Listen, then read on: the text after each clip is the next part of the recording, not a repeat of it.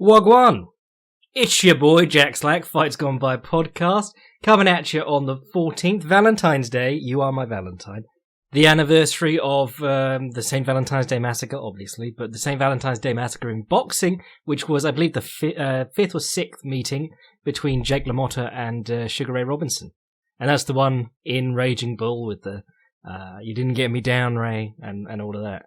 So if you're stuck for stuff to do, maybe this Saturday, when this dreadful fight card's on, watch Raging Bull or watch that fight. It's actually pretty good. Well, I say it's actually pretty good, like that's a surprise. It's fucking Ray Robinson versus a guy with an iron head who was actually a much better boxer than he's often given credit for. There's a great clip of Jake LaMotta.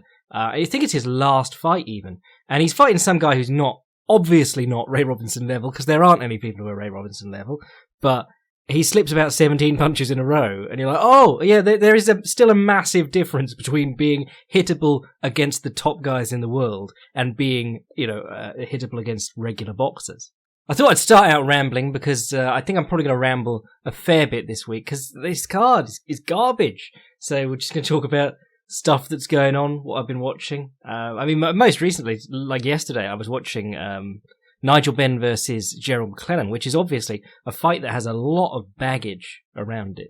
If you're not familiar with that fight, Gerald McClellan was knocked into a coma for, I can't remember how long it was, but he did come round, but he lost his ability to walk, he lost his sight, lost hearing in all but one ear. So it's a very grim fight, and it changed a lot of what was going on in boxing at the time. I think Gerald McClellan it was Roy Jones who was very uncomfortable because he'd been friends with Gerald McClellan, and then if you ever watch a Roy Jones fight, because he fought some spectacularly overmatched opponents, but he gets very uncomfortable when he thinks the ref should be stopping it and the ref isn't stopping it.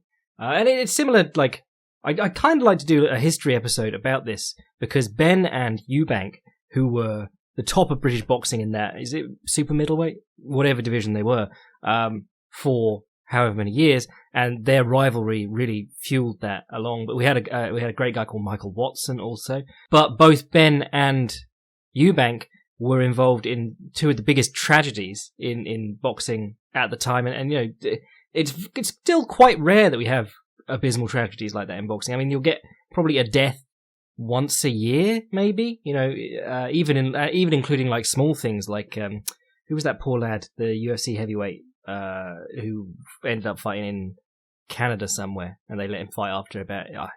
sad that I can't remember his name, but he died last year or year before. But Eubank and Benn was like, certainly we don't tend to see deaths and serious injuries at the highest level of the game anymore. You still get them from time to time, but they are like abhorrent, it's not regular, which is why it was so strange that you had these two very close together. And I think there was a couple of others going on elsewhere in the world as well, but Eubank and Benn both fought Michael Watson, and Michael Watson was really good. Like, Michael Watson was the guy that the Americans used to point to, like, yeah, no, he'd give James Toney some trouble. Eubank and Benn, nah, not so much. But Michael Watson beat Nigel Benn, and then I think he beat or he lost a controversial decision to Eubank in the first fight. And then in the rematch, he's beaten Eubank senseless, like he's making him look really bad. And Eubank comes off the canvas and hits him with an uppercut left hook, snaps his head around, and Michael Watson never recovered from that. He's still alive and he's walking and talking, but he's got a lot of difficulties, and obviously his career was ended by it.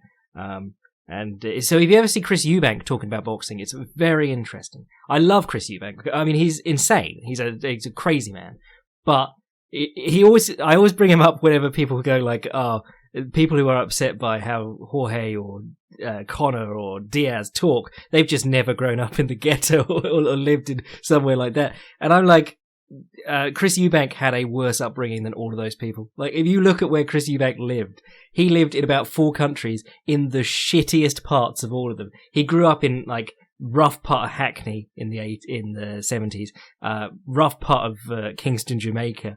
I believe in the Bronx somewhere too. Like, he was everywhere. There's no reason that Chris Eubank should talk like Chris Eubank does, but he does anyway. And obviously it was kind of a villain act. He wanted people to be like, what the fuck? And either root for him or against him passionately. But he's brilliant. And if you saw his son, Chris Eubank Jr., I can't remember who the fight was with, but Chris Eubank really is into the theatrics. He apparently invented the jumping over the top rope that Prince Nazim then went on to do. Normally he'll come in and he'll, I want to say mince around in Chris Eubank Jr.'s corner, but when he was seriously concerned about the referee not stopping this fight, you get a real slice of what he thinks about boxing, and he's just like, I don't know what to tell you. Ref's not stopping this fight. Stop hitting him in the head, hit him in the body. We'll get the stoppage.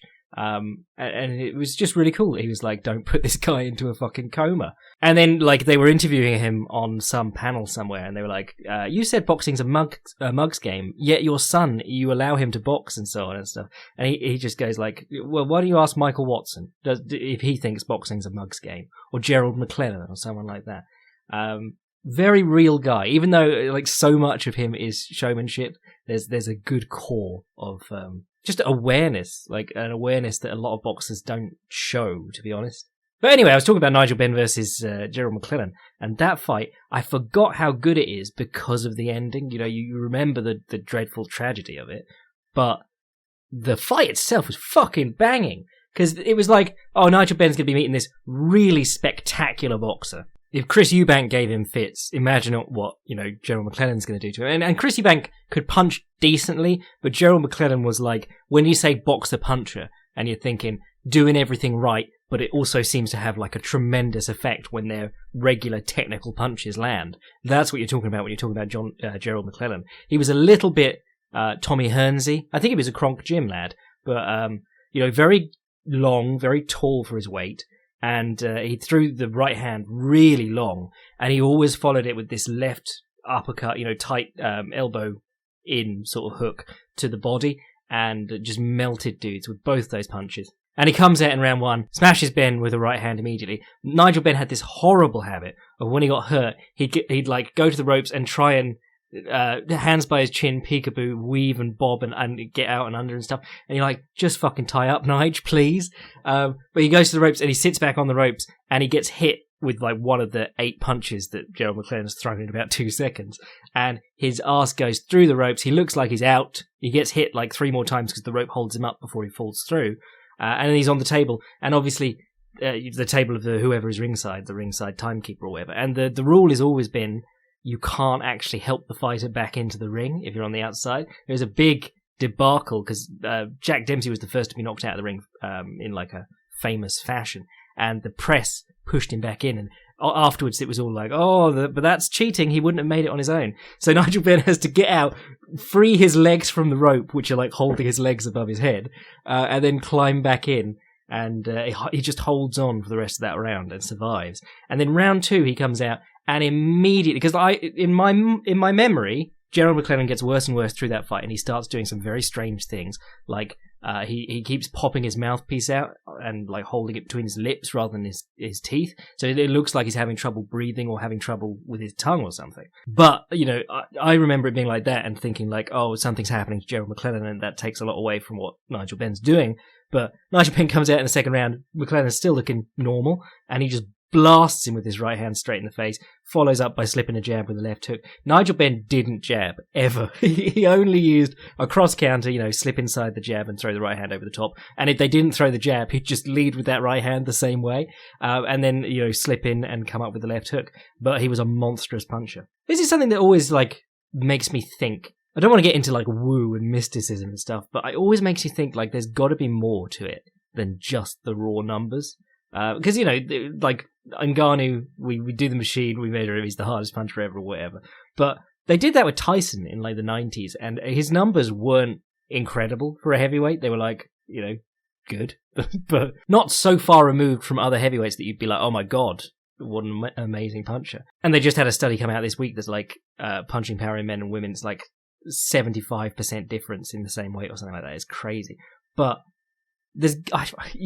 sometimes you feel like there's got to be more to it, because as someone who trains recreationally or just spars from time to time and enjoys it, you think, I've felt some hard punches. I don't know what it's like. But if dudes like, Jack Hermansson are going into fights with people like Jared Cannonier, and they are used to getting blasted in the face. They are absolutely fine with that. And they train with guys who hit hard. And then they come in and fight Jared Cannonier, and they're like, fuck, this guy really hits hard. There's got to be something more to it. Can't just be the raw numbers. But anyway, if you haven't seen that Benn McClellan fight, it's a good one if you can get over the ending, which is, obviously tragic.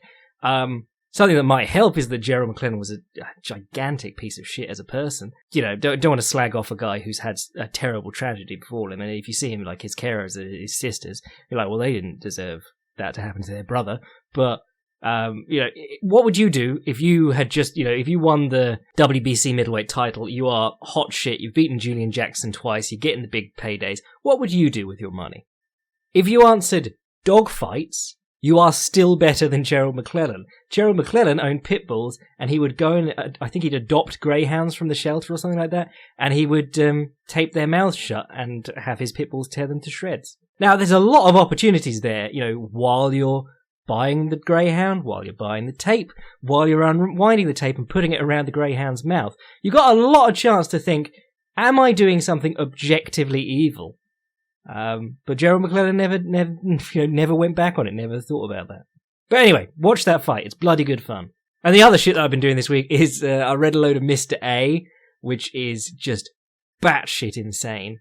Steve Ditko, the guy who created Spider-Man, he got well into Ayn Rand.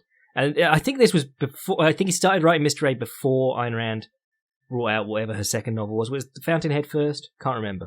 But he read one of them, and he was obsessed with it, and he was just like batshit objectivist libertarian. But of course, it's very hard to write an interesting story about someone if their morality is absolutely black and white. The whole thing about Spider-Man is that he's a normal teenage dude or whatever with troubles. The troubles of being a teenage person and the troubles of having two lives conflicting. Whereas Mr. A just turns up and goes, this guy took your purse, he has sacrificed his rights, now I'm going to gun him down in cold blood. And he lectures you about Ayn Rand while he's doing it. If you haven't seen any of those, go read them, they're fantastic. I want to adapt that into a screenplay.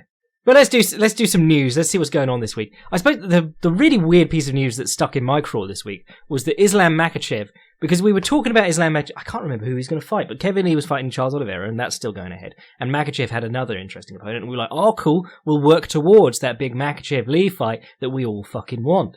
Except that then they were like, Makhachev versus Gregor Gillespie, and a lot of people were kind of down on that because Gregor Gillespie just lost, which sort of killed his hype train. But, you're still like, Gregor Gillespie, he's fucking legit. And, if you can't take him down, what are you going to do? You're going to have to stand and strike. And, Makhachev has been caught in the striking before, at least. But even after that, Gregor Gillespie came out and was like, this isn't true. I haven't signed anything to fight this guy. And it always looks hilarious when this stuff happens, because you get people going like, oh, well, sign the contract, scaredy cat. You're just like, no, they've clearly announced this to try and pressure him into signing something because they won't pay him enough, or they haven't met some other, something that he wants. They just released, it's like Nate Diaz, they did that to him twice, didn't they? They just announced fights that he was in when they hadn't spoken to him. It's such a cheap, trashy move. Again, another reason you need a union, or a players' association, rather. So the news was, there was no news really there. Macy Barber's had a knee operation, she's out for 9 months, fair enough. I'm sure she'll be back, and, we won't even realise she was gone by the time she's back. These things fucking fly by. A little bit longer, Michelle Prazeres, the fire hydrant, who you look at and go, is that natural? Are people actually built like that? And we got a confirmation, no. He was banned for 2 years for, can't find what it says here, but some kind of drug by USADA. I think he's agreed to a suspension of 2 years, so that just means like he's not challenging it. Juan Adams was cut by the UFC, which I suppose is, I never want to be like gloating over people losing their jobs, because it's his job. I mean, he still has his job as a professional fighter, he's just lost a contract because we're independent contractors or whatever it is. That bollocks that they get away with. They being the UFC / WWE. Once again, because there's no players association. But I do like not having to watch Juan Adams. He was not good. However, another guy cut with less losses in the UFC than Priscilla Cachoeira, and less failed drug tests than Priscilla Cachoeira. Mike Davis versus Giga Chikadze is off, which is a real shame because I was looking forward to that one. Mike Davis can bang. Giga Chikadze kicked livers, and actually looked really quite slick defending takedowns in the UFC. Because Giga Chikadze, I think it must have been his PR team or even him personally, put out a rumor he was coming to the UFC like 3 years ago when he had one MMA fight, and people were just like, "Fuck off, Giga." And then he actually, proved himself to be a competent MMA fighter. Crossover, have effectiveness in the ring, cage rather, and then he came to the UFC and he actually looked good. But he was trying to get himself like the Gokhan Saki straight into the UFC deal. Cody Stamann versus Raoni Barcelos has been announced. Barcelos is a tricky guy. Cody Stamann, really good guy. Obviously, I don't know if you will remember his fight with Song Yadong because it didn't go exactly as Yadong fans wanted it to. So we're just sort of like, it didn't happen. But they've been booked for March 28th. Stamann will fight anyone. He's pretty bloody good. UFC Dublin's been booked for August 15th. And then the most interesting signing this week for the UFC, in my humble opinion, was the booking of Nico Price versus Muslim Salikhov. Nico Price, is he just coming off the Tim Means win, or has he done something else since then? But, rough, tough guy. Only been finished by like Vicente Luque and, was it Jeff Neal? Fuck, I can't remember.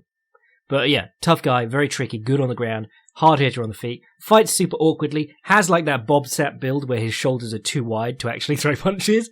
But Muslim Salikhov, we're huge fans of here on the Fights Gone By podcast. I remember looking into him when he was King of Sanda or whatever it was, and he just started his MMA career, and it was sort of like he's not really doing much. I think in like his first few fights there were like a year or two between them, and I was just going, well, he's going to get too old. We're going to miss his like prime.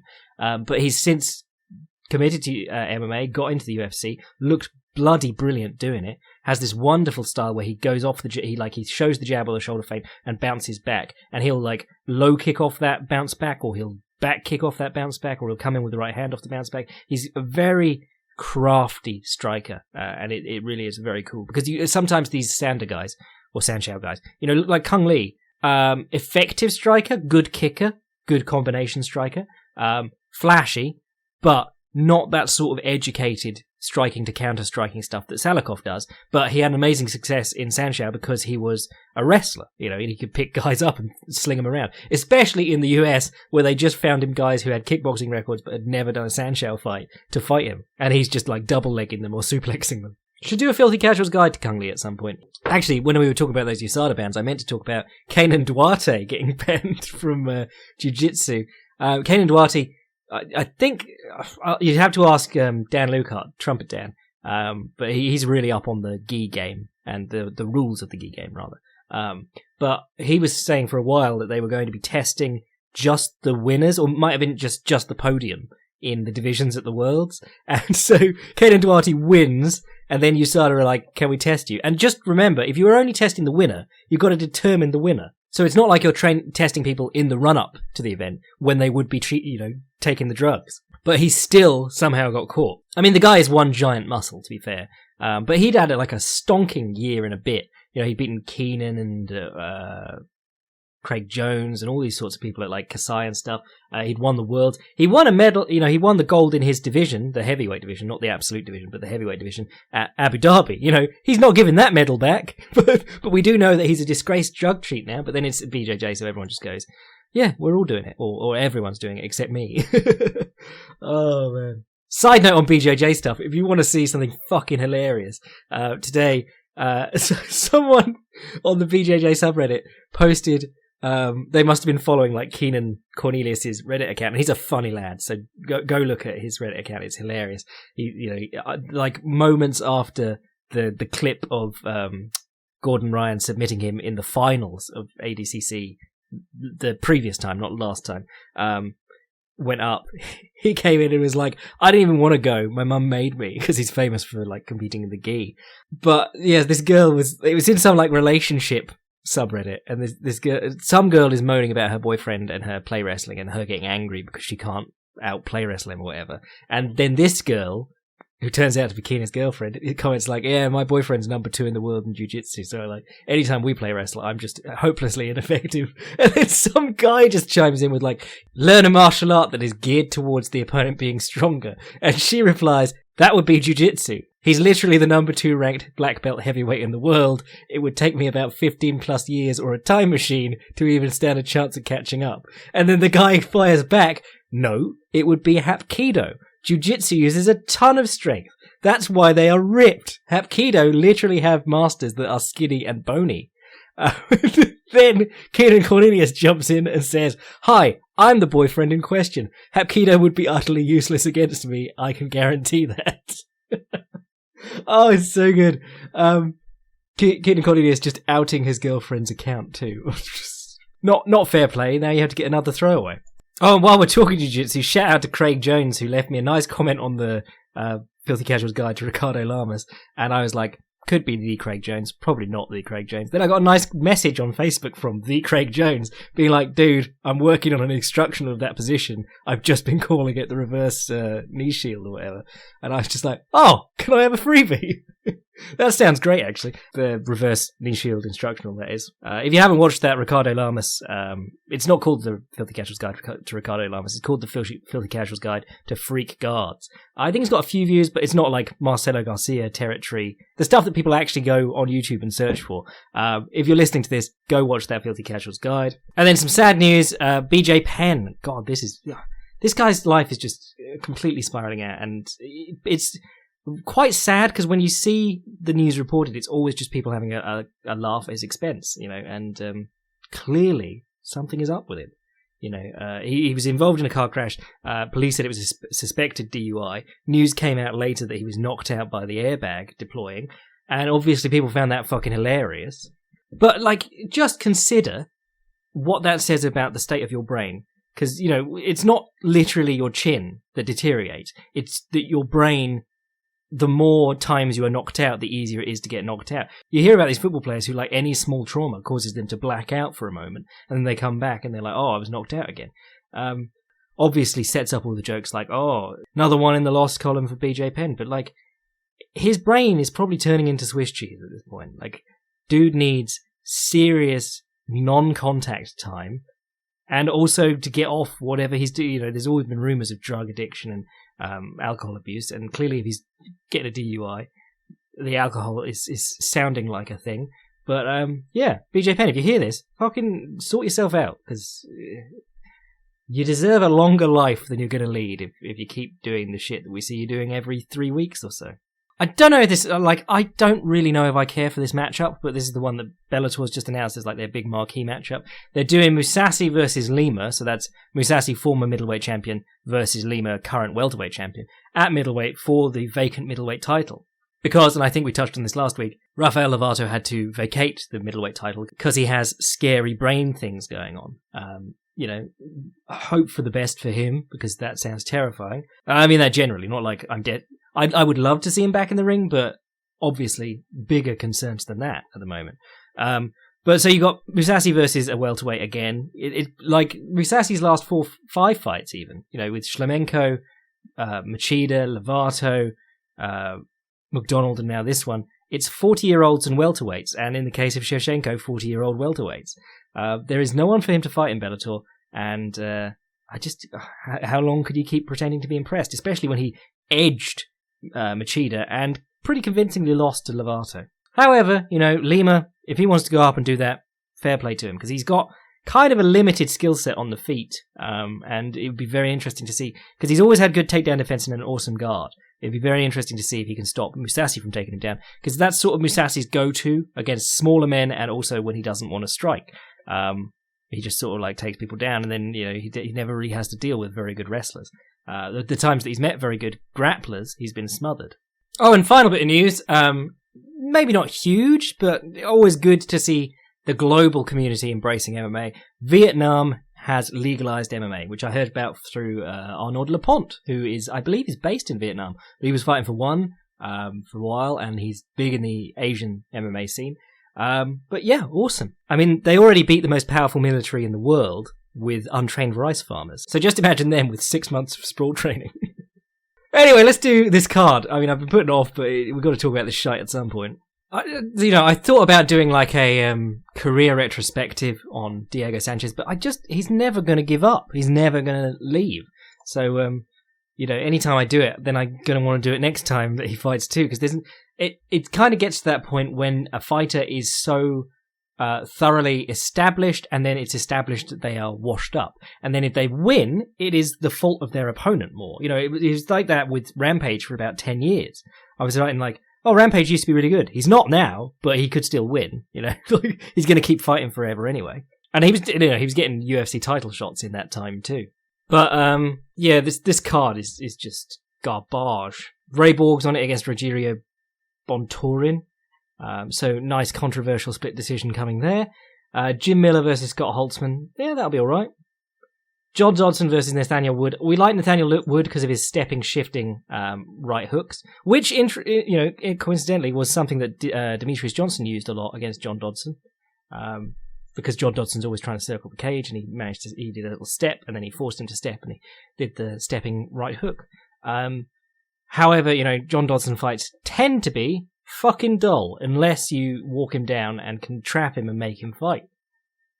I don't know when he stopped being like a power puncher and decided that he was just going to start circling the cage and then running out to his right, pumping arm punches, like 3 or 4 left straights that don't really do anything. While he runs out to the other side. It is an incredibly frustrating style to watch. And the other thing that he does is he bursts forward onto low kicks and gets kicked in the dick a lot. No one else who's fought the people that he's fought got kicked in the dick by them, but he manages to do it in every fight and then go and violently retch, and then be like, no, I'm fine. What I'm saying is it's very annoying to watch John Dodson fight. Tim Means versus Daniel Rodriguez. I mean, that's good. You've got old man Tim Means, who's still getting better-ish, and Daniel Rodriguez, who's a young upstart with 10-1 record, pretty good. The interesting fight on this card for me personally, I like Yancy Medeiros versus Lando Venata. That's a good fight. I mean, both those guys not gonna set the world on fire. They're not gunning for UFC title shots. Even if they come in looking great, I don't see them then going on and having there's too much with both men that needs to be fixed for that to happen, and also athletic potential and stuff like that. But you've got two very good fighters who have in their own areas, when they're fighting their own game and the opponent is falling into it, they really do look amazing. I always remember Yancy Medeiros fighting Eve Edwards back in the day. God, that was 2013. Fucking hell! But in that fight, he looked like a monster, and then he'd start fighting people like Dustin Poirier, big scary hitter, but Yancy Medeiros' striking just went away. It wasn't like he was doing the same stuff but getting lit up. It was just like he had no confidence to do it. And the same sort of thing happened against Donald Cerrone. He looked very shaky in that fight. And the Gregor Gillespie fight is fair enough because, you're Yancy Medeiros, you're more known as a striker, and Gregor Gillespie's just hanging all over you. And, so far, no one has really been able to deal with that. I mean, Kevin Lee stuffed, I think, one half-assed takedown attempt, but the rest of that fight was jabbing, and then a counter sent him Gillespie stumbling, and then a beautiful high kick followed it up, which no one could have expected. So Gillespie, while the hype's gone from him a little bit, like we mentioned earlier, still sort of an unanswered question. So not going to get too hard on Yancy Medeiros over that. But he's on a 2-fight losing streak because of that Cerrone one, and really hasn't won a fight since 2017. But he had a good little run against Sean Spencer, Eric Silva, and Alex Oliveira. Alex Oliveira's got to be on a 5-fight losing streak now, and he's still in the UFC. But he's good value for money. He's good fun, and also he does crazy shit outside of the ring all the time. Not like Lee Murray crazy, where you read Lee Murray's wiki, and it's just successful UFC debut, very highly touted, couldn't make it to his next UFC fight on account of stab wounds, when he got stabbed while he was at British glamour model Lauren Pope's birthday party. Lee Murray, you have the most exciting life, mate. But Lando Venata, coming off that loss to Mark Chikadze, but I feel like he has close, fun fights with pretty much everyone, except when he got that big knockout. Oh, and when they gave him Marcus Mariano in his not last fight, one before that, where they brought in this guy who had 5 fights on his record. And you're going, I can see what you're doing here, UFC. Lando Venata's he hasn't won a fight in 3 years, and you want to keep him around. But you don't need to give him a win. You could just keep him when he's got the losses. That Marcus Mariano fight, if you want to see an obvious setup, go watch that one, because that dude was just not on the level where he should have been in the UFC, even let alone against someone who's pretty dangerous like Venata. But I think that'll be a fun fight. Venata probably giving up a bit of height. I like when Medeiros gets behind his front kicks. He did that really well against Eve Edwards. He's done that in a couple of his other fights. But I think that would really serve him well against Venata, especially because Venata likes to float in behind that side kick to the lead leg. Venata always sort of struggles in the clinch with guys who stay active there. Because he does like a right hand and then he weaves up into the clinch and then maybe he'll like attempt to trip them or free himself and punch or something like that. But he sort of chills there. And if you watch him against like Drakkar Klose and David Tamer or Daniel Tamer, whichever Tamer he fought, like they just head post, hips back, knee him in the body about 8 times, and he's just there going, hey, I'm supposed to be resting here. So good fight. Brock Weaver versus Rodrigo Vargas. Barely remember them. You got the number 15 and number 19th ranked women's flyweights in the world. It's an accomplishment to show me that there are that many women's flyweights in the world. Devin Clark versus Daquan Townsend. This will be Daquan Townsend's 3rd loss in the UFC back-to-back if he loses. Lost to Bevan Lewis in his last one. Yeah, this looks a bit like they're giving Devin Clark a win. Though he did just get guillotined by Ryan Spann, and Ryan Spann's not great either. That division's just shit, But anyway, let's do the two you actually care about. Oh, well, you probably don't even care about the main event. Diego Sanchez versus Michel Pereira, or Mikel Pereira, or Pereira, or however you say it. This fight is actually a pretty clever piece of matchmaking, in my view. You have the very vulnerable and washed up Diego Sanchez. It's not that he's been getting knocked out too, not by Michael Chiesa, which was. I thought that was a clever piece of matchmaking in its own right because he probably wasn't going to get knocked out by Chiesa, and he didn't. But, Matt Brown brutally knocked him out, Al Iaquinta knocked him out, Joe Lozon knocked him out. Those were all 3 and 4 fights. Then they brought in Craig White, who'd never fought in the UFC and probably shouldn't be there, and he won that decision. Then they brought in Mickey Gall, who is, a novelty act, to lose that one. But, yeah, what I like about this matchup is you either get Michel Pereira clipping Diego Sanchez with some kind of backflipping shit and Diego Sanchez falling over because he can't take a shot anymore and he's washed. Or you get Michel Pereira gassing himself out in under a minute like he did last time and Diego Sanchez just laying all over him and people being like, oh, Diego's back! Yeah, well, mainly Diego will be like that. But it's clever because there's only really 2 ways the fight can go because Michel Pereira cannot fight effectively over the distance. He just isn't that sort of fighter. He fights like a moron. It's almost worth sacrificing Diego Sanchez for the hype you would get if Michel Pereira cartwheel kicks him unconscious. That's really all there is to it. Does Diego get knocked out before Michel Pereira gasses himself out? Then in the main event, you've got Corey Anderson versus Jan Blachowicz. Corey Anderson obviously coming off that win over Johnny Hendricks where he was like, there's levels to this. And you're like, no, there aren't, Corey. You're all just light heavyweights. That's really all that's going on. But he's on a 4-fight winning streak, which is pretty impressive. 3 decisions, 1 finish over Johnny Walker. Obviously, the finish will get you the attention. Nobody was giving a shit when he's decisioning Patrick Cummings. But decision over Glover Teixeira, respectable enough, even though Glover Teixeira is ancient. Ilir Latifi, even though Ilir Latifi is very much dropping off. Meanwhile, Jan Blachowicz is, he was on a 4-fight winning streak. Oh my god, he lost a majority decision to Patrick Cummings. I have never seen Patrick Cummings win a fight in the UFC.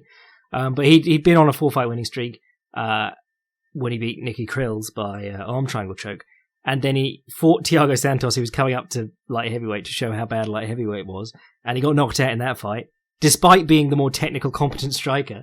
Then Luke Rockhold decided he was coming up to light heavyweight, and Jan Blachowicz just owned him. It was bad. Luke Rockhold, big, strong middleweight, we were all going, he could make light heavyweight. He could probably ragdoll them. And as soon as he tries to take Blachowicz to the cage, Blachowicz is just like, no, I'm not having it, and hits him on the break and stuns him. And then he fought Jacare, and he lost a split decision. He won the split decision. That was a very slow fight, if I remember correctly. But yeah, that's Blachowicz in a nutshell. He has competence on the feet, and he has skill on the feet that you're like, you could do something with that. If you'd actually fucking commit to attacking people, you could really be something. But he also second guesses himself a lot. In the Santos fight, he really looks to be just worried. And you saw that with Jack Hermansson gets that too. He was very worried when he fought Thiago Santos. He was very worried when he fought Jared Cannonier. You can have the best feinting and jabbing and shit in the world when you're fighting someone who isn't threatening. But when you start fighting people who are, you either go all feints and no attacks, or no feints and big gulp, bite down on your mouthpiece, telegraph your attack. I think this is the sort of fight where Blachowicz's striking can come to lever, because Corey Anderson, last victory aside, not a tremendous hitter. I think it was Tom Lawler was giving him real trouble, just like a check hook. But that was, obviously that was way back in the day. And then, of course, he had trouble striking with the ghost of Mauricio Hua as well.